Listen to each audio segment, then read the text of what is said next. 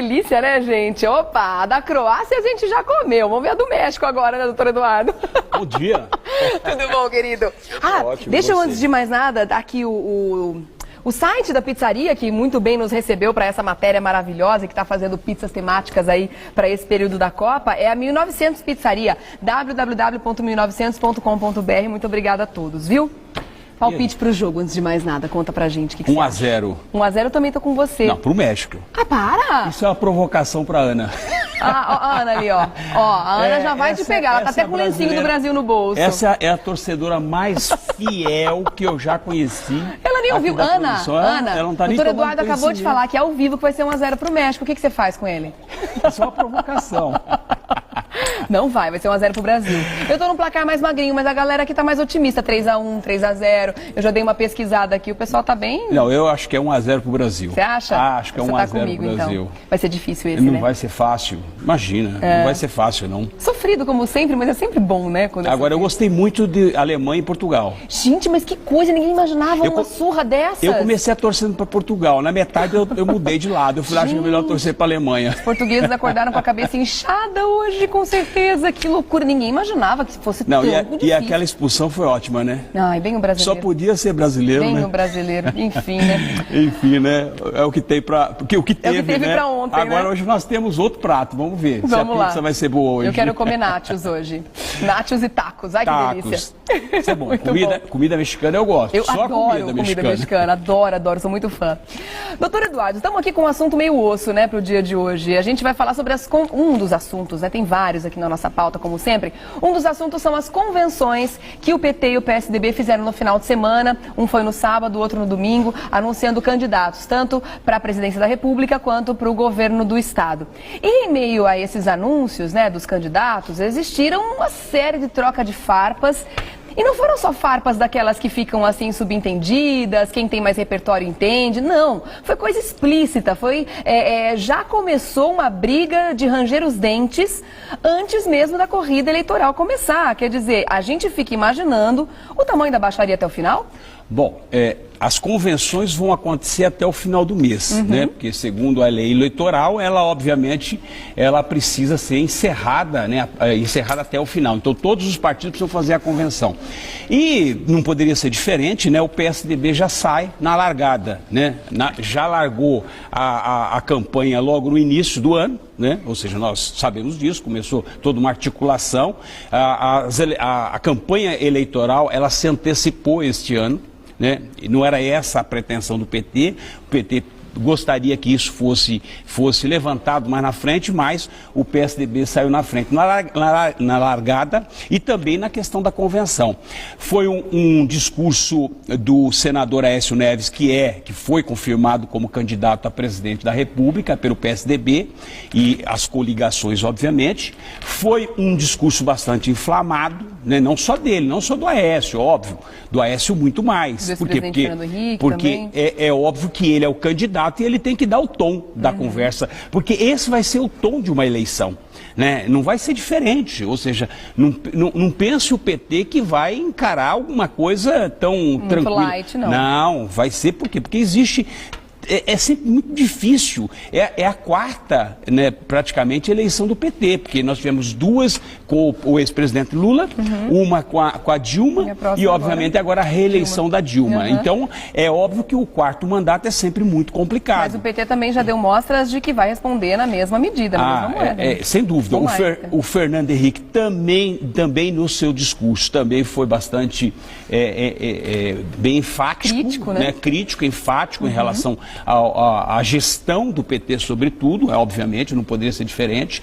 Né? Outros candidatos, o próprio Serra também, né, que tinha sido, inclusive, apontado como vice do Aécio, já descartou, disse que não. Disse que não, não, né? disse que não quer ser vice, vai sair ou como senador, que São Paulo, cada estado tem uma vaga como senador, ou vai como deputado federal.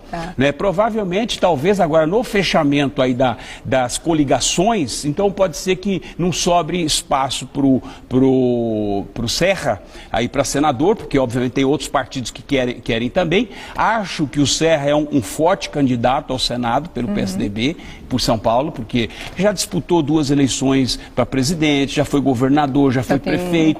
Então, óbvio, já. Então ele é bastante, teve uma votação expressiva na última campanha para presidente da República. Então foi realmente o início das convenções, manobras, né? Das manobras, sobretudo. Obviamente, criticou muito os programas do governo, eles foram criticados, porque queira ou não queira, o Bolsa Família, que até então tinha sido lançado pelo PSDB na época do Fernando Henrique, que na verdade ele foi desconfigurado, ele foi modificado, né, a Bolsa Família, é óbvio que é um programa populista, é um programa assistencialista, né? Então ele precisa ser repensado, ele precisa modificar algumas coisas. Eu acho que é importante você diminuir a pobreza no país, é óbvio que é importante diminuir a pobreza, só que tem que ter critérios para você diminuir a pobreza, não pode simplesmente apresentar um programa assistencialista, né? Porque o que acontece hoje, você sabe, no Norte e no Nordeste, a dificuldade das pessoas na busca de emprego, na busca de profissionais é muito difícil, porque as pessoas às vezes preferem, ao invés de trabalhar, preferem receber Bolsa Família, né? Tem esse programa da Nossa Casa, a Nossa Vida. Então tem todos esses programas que eles não podem ser assistencialistas e, sobretudo, não pode ser moeda de troca em eleições. Então esse tem que ser reparado, tem que ser repensado essa questão. E esse foi o discurso, ou seja, os programas assistencialistas que o PT lançou nos últimos anos. Outra crítica que o Aécio fez durante o seu discurso ao PT é que a época da aprovação da Lei da Responsabilidade Fiscal e também do Plano Real é que o PT era totalmente contra a aprovação dessas 2 situações que realmente mudaram muita coisa, né? O Lula, no seu discurso, que também foi um discurso contrariado, obviamente, por quê? Porque, na verdade, ele rebateu as críticas do programa que ele lançou na época dele. Né? Então, qualquer ninguém gosta de falar que o seu filho é feio. Né? E foi mais ou menos exatamente isso. O PSDB disse, olha, o seu filho não é tão bonito assim. E aí o Lula, obviamente, respondeu, o ex-presidente respondeu, né, as críticas e, sobretudo, deu também qual vai ser o tom do discurso da campanha, né, que vai ser realmente, não vai ser uma disputa, vai ser um confronto, né, um confronto, não sei se nós teremos confronto de ideias, de programas, né, talvez vai ser um confronto de denúncias, de tirar esqueleto do armário. Esse é o maior problema. E aonde eles vão errar? Sabe por quê? Porque a sociedade brasileira, ela quer ouvir propostas. A sociedade brasileira, ela quer materializar aquilo que ela pretende. E estou dizendo isso em função até dos pleitos que a sociedade tem apresentado nas manifestações. Se forem para um confronto, se forem para um confronto de ideias, de programas, vai ser tudo bem, porque a sociedade vai ouvir. Mas isso é positivo. Se forem para um confronto de denúncias, do seu passado te de levantar CPIs, Petrobras, o que você mensalão, fez, o que você deixou de fazer. A questão aqui do metrô, né, o problema aqui da CPI do metrô, se forem para Cantareira, que já estão falando também, da Cantareira, o grande trunfo do PT contra o PSDB. O próprio Lula disse, né, ou seja, quando o Aécio disse vai ser um tsunami, vai varrer o PT. Né, ou seja, o próprio Lula já respondeu, esse tsunami poderia cair lá na Cantareira. Então, esses vão ser as provocações. Agora, se ficar só nas provocações, tudo bem. Eu acho importante, nós estamos num momento muito emblemático, nós estamos passando por um momento emblemático. O Brasil precisa ter alternância de poder, como acontece qualquer uma, porque não pode ficar o tempo todo. É óbvio que o PT, ele tem pretensões de ficar 2, 3, 4 décadas no poder, é óbvio, isso já está demonstrado que ele quer fazer isso, como qualquer outro partido, né? Aliás, eu acho que partido atrapalha muito a política no Brasil. Por isso que eu na verdade, não sou, eu defendo sempre a candidatura autônoma, entendeu? Uma candidatura pessoal, você fazendo bem para uma sociedade. Porque o que acontece? acontece? Os partidos, as legendas, elas são verdadeiros aluguéis. Por que um partido quer tanto espaço no governo? Para ele poder tirar os frutos. E os frutos o quê? É o recurso financeiro que tira. Ninguém vai lá pega uma secretaria. Um partido, quando pleiteia alguma coisa, ele não vai lá pega a secretaria para fazer um bom trabalho. Ele pega lá para poder retirar os recursos, né, que ele pode retirar, que ele pode desviar, o caixa 2 daí por diante, para poder beneficiar o próprio partido e aqueles que estão na cúpula do partido. Essa que é a verdade. Né? Agora, uma coisa uma coisa tem que ser dita. Primeiro, por que a Dilma não foi na convenção do PT? Diz que estava doente, né? Mas não é bem isso. O Alckmin só foi na convenção do PSDB porque ele foi praticamente obrigado a ir.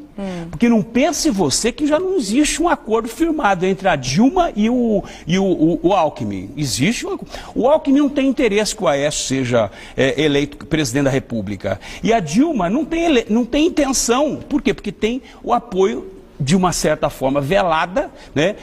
Do Alckmin. É óbvio, daqui 4 anos, em 2018, o Alckmin vai querer ser presidente da República. É óbvio.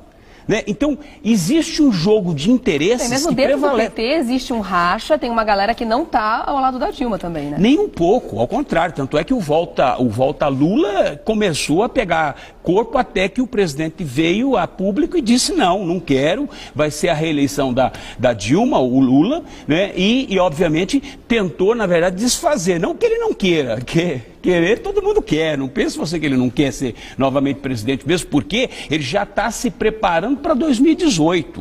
Isso já saiu, esses dias já saiu, que a pretensão do Lula é voltar em 2018. Né? Essa é a intenção Essa é a ideia a longo prazo. Essa é a ideia do Então PT. A gente pode falar que dentro dessa análise toda que você fez, que já começaram errado. Tanto o PSDB quanto o PT. Já começaram, em vez da explanação de ideias e ideais e soluções para todos esses problemas que as pessoas estão pedindo nas ruas, nas manifestações, já começaram com críticas, já começaram com tiro para todos os lados, e um ataca, o outro defende, ataca de novo, e vai ficar nesse embate. Quer dizer, não está nada legal. Agora, uma outra análise que eu gostaria que você fizesse para a gente encerrar esse assunto, é com essa relação que o PT tem feito muitas vezes, meio que trazendo essa paixão futebolística para o partido político. Essa coisa do ódio ao PT, que muitas vezes ele está pregando, que a elite é contra o PT, que o PT está do lado do povo e que as pessoas ricas não gostam do PT e vice-versa. Quer dizer, fica trazendo um racha que não é nem um pouco saudável para a discussão de ideais, né? Na verdade, a sociedade... Trata o Brasil como se fosse 2 países diferentes. É uma coisa muito estranha. A sociedade, ela é tão inteligente, ela é tão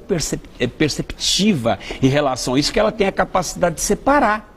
Ela separa, no seu íntimo, ela separa. O manifestante que hoje está sempre aí, nós vamos falar sobre manifestações, você vai ver que não passa de 200, 300 pessoas. Por quê? Porque hoje nós estamos num ambiente de Copa. Nós estamos hoje naquilo que o brasileiro sempre gostou, que foi realmente futebol. Né? Então, isso... acaba contaminando o brasileiro. E foi contaminado o brasileiro. Tanto é que no último programa eu disse, o brasileiro vai esquecer um pouquinho das manifestações, a não ser aquele pessoal mais radical que vai continuar protestando contra a Copa, contra os gastos da Copa, mais educação, mais saúde, daí por diante. Agora, tem aquele outro lado, né, do brasileiro, que efetivamente prevalece a questão da disputa que está sendo feita, que é a Copa do Mundo. Prevalece, ou seja, contagia todas as pessoas. Você não vê a Ana? A Ana, na verdade, ela fica obcecada, alucinada com a torcida. Mas a maioria do Brasil está assim, é uma delícia. Mas é isso que é o espírito brasileiro, né? O que a Ana demonstra aqui, efetivamente. Ou seja, então isso é bonito no Brasil, é bonito de se ver, né? Então, agora, o que acontece? Eu volto a ressaltar isso. Se o PSDB e o PT, porque queira ou não queira, todos os demais partidos são apêndices. Estão fazendo figuração, né? São apêndices, ou seja, ficam lá colados no poder para ver se sobra alguma coisa. Partido político no Brasil é uma desgraça, infelizmente é uma desgraça. É um mal. Que a gente tem é uma coisa surreal. E eu diria o seguinte, nós sempre usamos esse bordão, né? É um mal necessário. Esse não é um mal necessário, isso é um mal, isso é um câncer. Partido político no Brasil é um câncer maligno, entendeu? Ou seja, que realmente destrói qualquer coisa. Nós percebemos isso. Hoje, quem mais desvia dinheiro são, obviamente, aqueles que compõem as bases dos partidos políticos, mas sempre para poder alimentar isso. Então, o que acontece? Se, eventualmente, o PSDB e o PT não absorverem aquilo que a sociedade, as mensagens que a sociedade deu no último ano, né, para poder discutir projetos de um novo Brasil, de uma nova ordem política no país, de uma nova ordem econômica e social, de sustentabilidade, daí por diante, o PSDB e o PT são partidos fadados daqui uma década desaparecerem. Porque vai acontecer exatamente isso, porque ninguém vai querer mais o PSDB. Você vê que saiu uma pesquisa agora recentemente e um terço da sociedade, quase 40% da sociedade, não quer nem PT e nem PSDB. Quase 40% da sociedade não quer PSDB nem PT no governo. Que é uma renovação, que é uma mudança. Que é outra coisa. Então eu acho que é isso, tem que se discutir projeto de país, projeto de governo, entendeu? Projeto de Estado, porque senão fica sempre aquela coisa, eu quero isso, eu quero aquilo, quero mais Bolsa Família, quero mais... E aí fica essa disputa de poder. Agora, está bem equilibrado. Norte e Nordeste dominado, de acordo com as pesquisas, Norte e Nordeste dominado por um determinado, pelo PT, Centro-Oeste, Sudeste dominado por outro candidato, pelo PSDB, enfim, então a coisa está bem equilibrada. Pode mudar aí o jogo, pode se configurar, né, uma outra situação política no país e aí podemos ter algumas novidades, né, aí pela frente. Né? E eu espero que tenha, porque isso, na verdade, melhora o país. A gente precisa da discussão, a gente precisa justamente desse embate. Sem dúvida. Agora, vamos falar também, você comentou aí com relação às manifestações que estão acontecendo agora de forma mais tímida, poucos manifestantes próximos aos estádios, que estão acontecendo aí alguns jogos do Mundial. E normalmente essas pessoas estão dentro do mesmo coro contra os gastos excessivos durante esse período de Copa do Mundo. Quer dizer, a gente tem aí uma série de assuntos para comentar a respeito disso. Um dos assuntos de extrema importância é justamente o que o governo está divulgando, que foi gasto com a Copa do Mundo, e o que de fato está se gastando. Tem muita coisa sendo maquiada aí para que a gente não perceba o tamanho do buraco, né, doutor Eduardo? Olha só, o governo avalia que o Mundial vai custar mais ou menos 25,8 bilhões, mas esse valor não foi atualizado, né? Estima-se que está em torno de 35 bilhões, quer dizer, tem muitos valores a mais, inclusive obras que estão sendo retiradas do programa, porque claro que não vão ficar prontas, mas estão prometidas para a população e saíram das obras da Copa e foram para as obras do PAC. E vão também sair do bolso do consumidor, do contribuinte de qualquer jeito, né? Regiane, o que eu vejo é o seguinte, eu acho que esse custo, ele vai chegar a 50 bilhões no final das contas. Eu vou dizer por quê.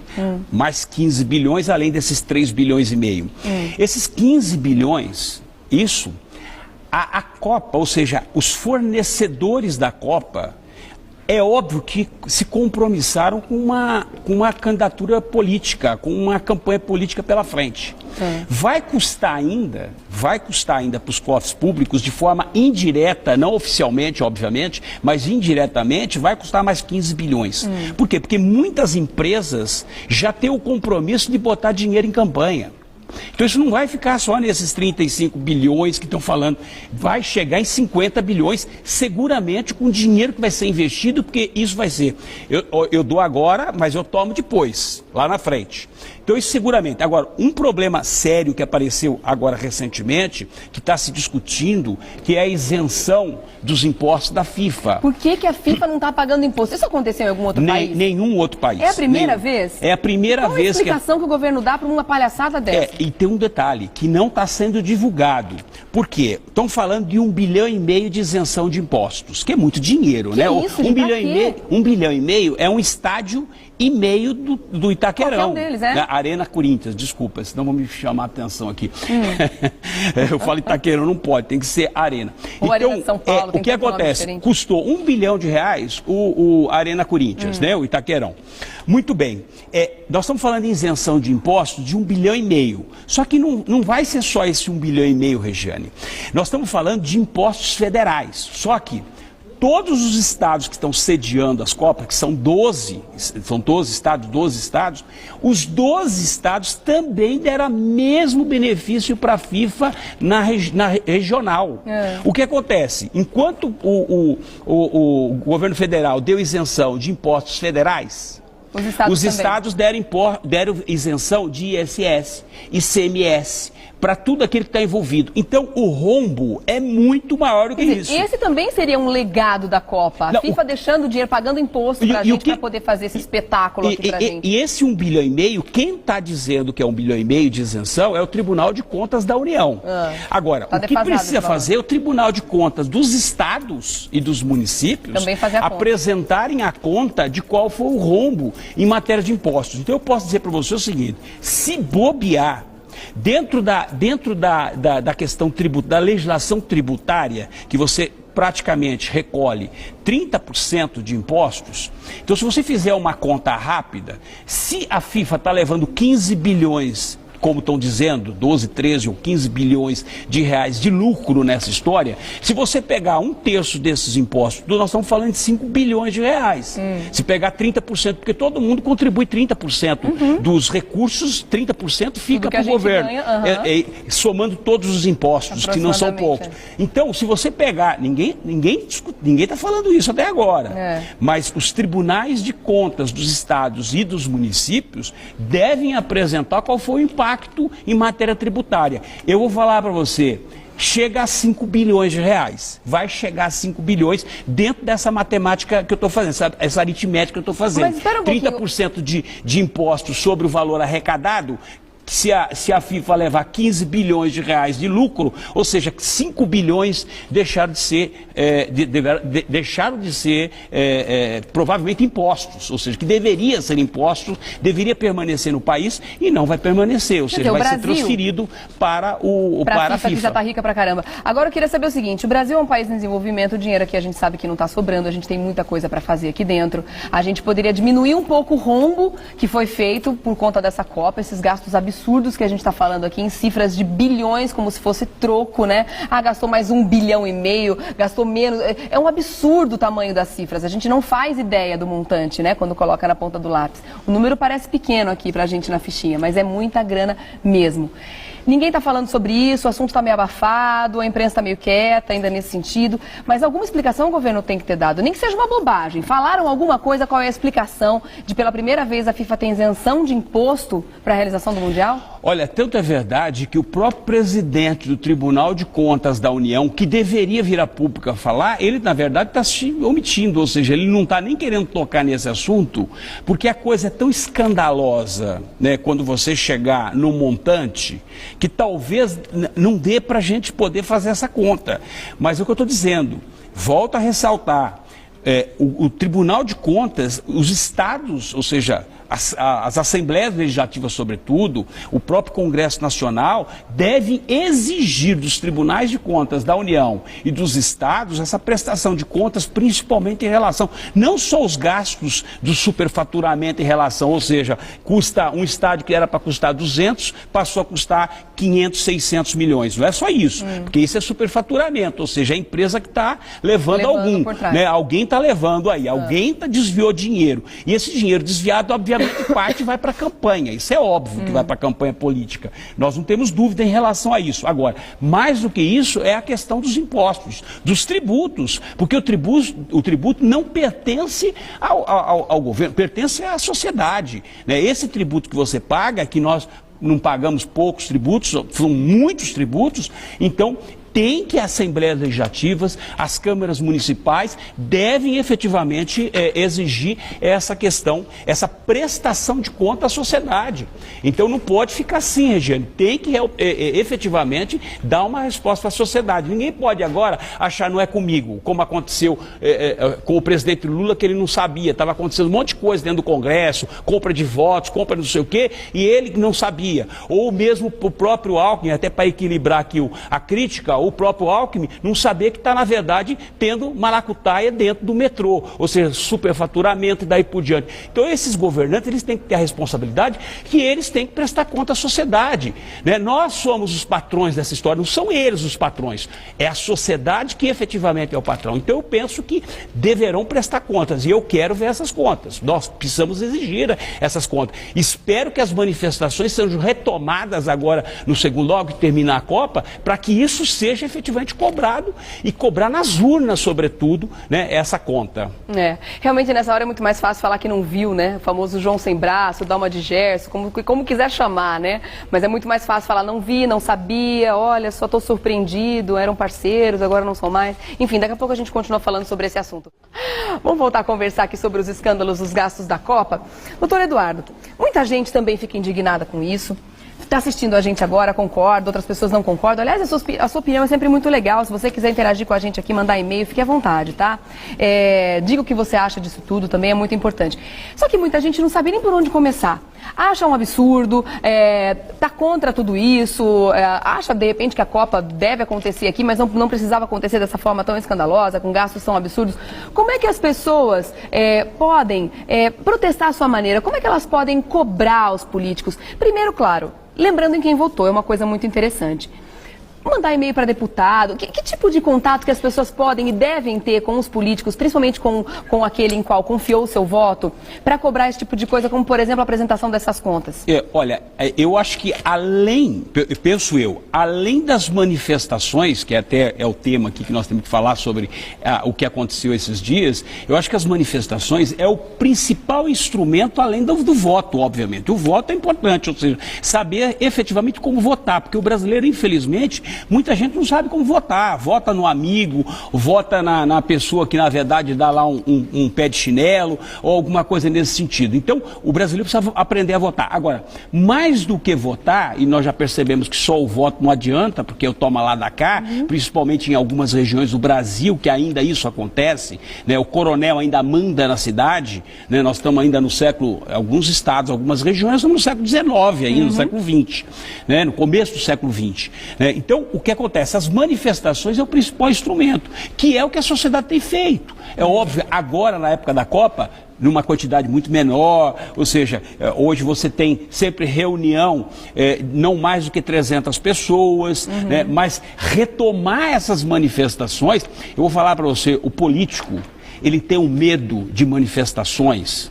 Por quê? Porque a manifestação expressa a vontade de uma sociedade como um todo. Sozinho nós não somos nada. Mas a união faz a força, como não dizem. faz, né? Uma andorinha não faz verão, ou seja, então o grupo todo, ou seja, todos os brasileiros têm que estar envolvidos diretamente nesses próximos 6 meses, já que nós perdemos o ano.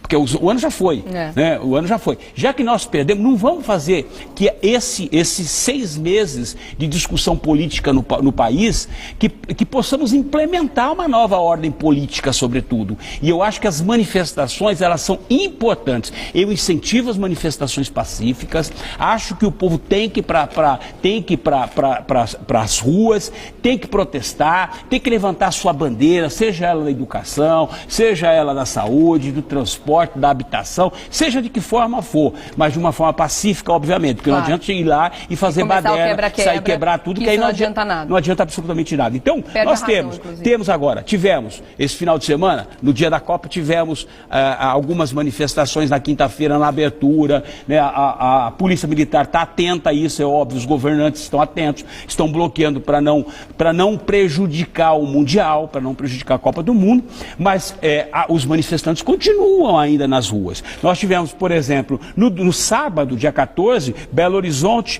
perto do Mineirão, nós tivemos pessoas detidas, pessoas tentando se aproximar do estádio, nós tivemos em Fortaleza, depois nós tivemos no domingo, Rio de Janeiro. Rio de Janeiro as manifestações do Rio têm sido violentas, como aconteceu o ano passado, né?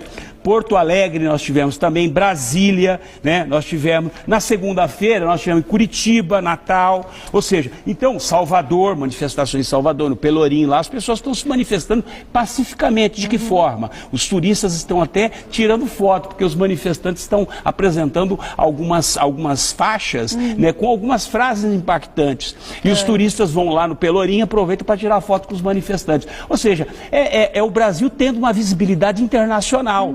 Por quê? Porque as pessoas estão muito preocupadas. Depois que a Copa foi embora, o Brasil, na verdade, deixa de ser o palco internacional. Foco, né? Só que tem uma coisa, essa roupa suja é nós que temos que lavar. É interno, não tem nada a ver com a parte internacional. Eles não vão ajudar a gente a resolver. É óbvio que não, nem vão querer se meter. Isso é um problema, uma briga interna. Então eu acho que a sociedade tem que se unir e, obviamente, fazer o seu protesto da forma que achar conveniente.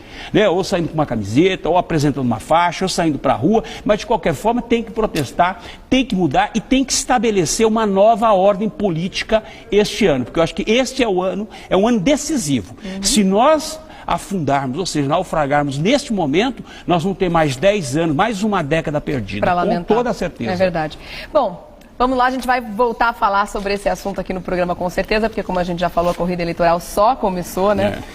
E aí, claro, o doutor Eduardo volta a conversar com a gente aqui no Revista da Cidade. 1-0 o palpite para o jogo de hoje, né? 1-0, então, 1-0 e espero que o... Mas não... O Neymar, o gol? Não, eu quero o gol do Oscar. Acho aquele menino bom menino. Nossa, entendeu? Ele tá mandando muito bem, bom né? menino. Não torço por Neymar. Eu não gosto do Neymar. Bom, vamos lá, para fazer contato do doutor Eduardo Leite no Facebook, 500 melhores júris. Obrigada, querido. É brincadeira, viu? Ótimo. Adoro o Neymar. Eu amo Neymar, nosso pezinho de anjo, né? Você não tem ideia, eu adoro o Neymar. Nossa, amo ele de paixão, Neymar. Ai, doutor, só você. Obrigada, viu? Até a próxima.